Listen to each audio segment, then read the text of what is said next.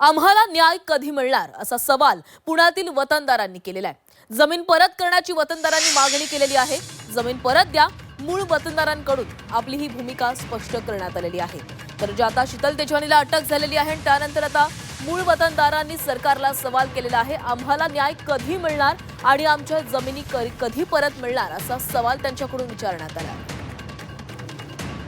तिला अटक झाली पण आम्हाला न्याय मिळाला असं वाटत नाही सध्या तरी, कारण जे या प्रकरणामध्ये दोषी आहेत यांच्यावर देखील कारवाई होणं अपेक्षित आहे। यांच्यावर देखील शासनाने शासकीय स्तरावर हा व्यवहार जो काय आहे हा रद्द केला पाहिजे होता, पण त्याने अजूनपर्यंत झालेला नाही। जोपर्यंत व्यवहार रद्द होत नाही तोपर्यंत आम्हाला समाधान होणार नाही आणि जोपर्यंत मूळ मालकांना ही जमीन शासन परत देणार नाही तोपर्यंत आम्ही शांत बसणार नाही।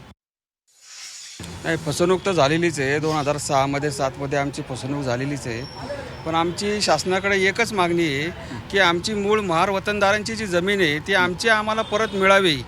त्यासाठी ज्या काही अटी शर्ती असतील, तो शेतसारा भरायचा आहे, रिग्रँड करायची, त्याचे काही नजराना भरायचा आहे, तो आम्ही 1 to 1 सरकारबरोबर करायला तयार आहोत आणि सरकारने ते आम्हाला 11,000 भरले ते कोणाचे तुम्ही भरले? नाही फसवणूक झाली नाही, ते आम्हाला माहितीच नाही ना।